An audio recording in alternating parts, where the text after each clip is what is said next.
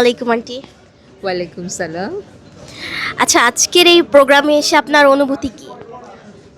প্রথমত যে খুব ভালো লাগছে যে স্বর্ণলতা জুয়েলার্স এত চমৎকার করে গুছানো একটা অনুষ্ঠান করেছে। এখন খুব প্রফেশনাল একটা জায়গা আমি দেখলাম।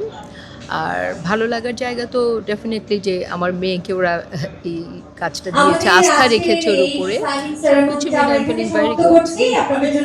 এই যে মেয়ে যে কাজ করছে আর সে একজন স্বনামধন্য ব্র্যান্ড প্রমোটার হয়েছে, অর্থাৎ বাংলাদেশের ১ নাম্বার ব্র্যান্ড প্রমোটার, এতে আপনার কেমন লাগে?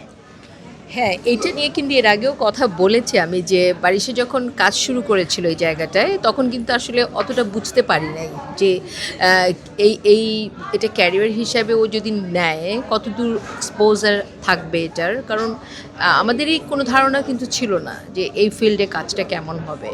তো আলহামদুলিল্লাহ যে ও যেভাবে নিজেকে এই জায়গাটায় নিয়ে আসতে পেরেছে, এটার পেছনে কিন্তু ওর পরিশ্রম আছে, সততা আছে আমি বলবো, কারণ খুব অনেস্টলি কাজগুলো সে করে। অ্যান্ড রিয়েলি এই জায়গাটা যদি আমি দেখি, I am proud of her. আচ্ছা, মেয়ের এই সফলতার পেছনে আপনার কতটুকু উৎসাহ ছিল? হ্যাঁ, উৎসাহ আমি দিয়েছি ওর কাজে, কারণ যেহেতু একদমই নতুন একটা জায়গা ছিল। অনেকে আমার কালিগস বা রিলেটিভরা জিজ্ঞাসা করেছে যে মেয়ে কী করছে। তা আমি সবসময় কিন্তু বলতাম যে বারিশা যেটা পছন্দ করে সে কাজটাও করুক, ওই সাপোর্টটা আমার ছিল। আর আমি ডাইরেক্টলি ওর সাথে কিছু করতে না পারলেও আড়ালে থেকে যেটুকু সমর্থন দেয়া যে হ্যাঁ তোমার মন যা চাচ্ছে সেটা করো, সেরকমই করেছি আর কি।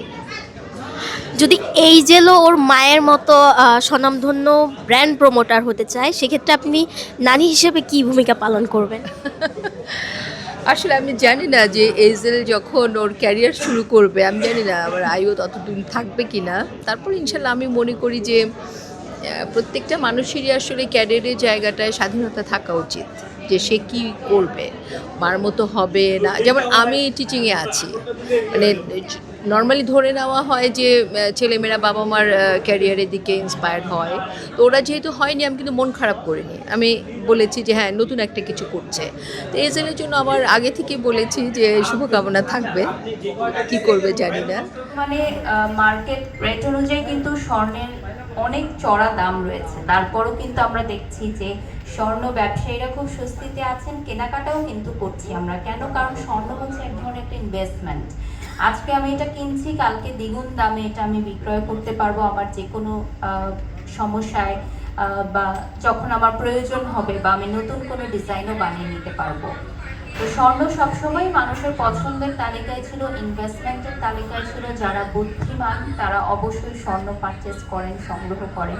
এবং আমি বিশ্বাস করি যে প্রত্যেকটা নারীর অলংকার এবং অহংকার হচ্ছে স্বর্ণ। তা যদি হয় স্বর্ণলতা জুয়েলার্স, তাহলে ডেফিনেটলি আরও ভালো কিছু আমরা উপহার দিতে পারবো। নিত্য নতুন ডিজাইন এবং ব্যবসায়িক প্রচার প্রসারণা আসলে এখন ডিজিটাল মার্কেটিং যুগের সাথে তাল মিলিয়ে আমাদেরকেও করতে হচ্ছে। দাদারা তো অনেক বছর ধরে ব্যবসা করছেন, যখন আসলে আমরাও ছিলাম না বা মার্কেটিং ছিল না, এই ধরনের লাইভ প্রমোশন, ফটোশ্যুট এগুলো ছিল না। কিন্তু এখন যুগের সাথে তাল মিলিয়ে আমাদের অনলাইন মার্কেটিংটাকেও আমরা ফোকাস করার জন্যই আসলে এই যাত্রাটা শুরু করা।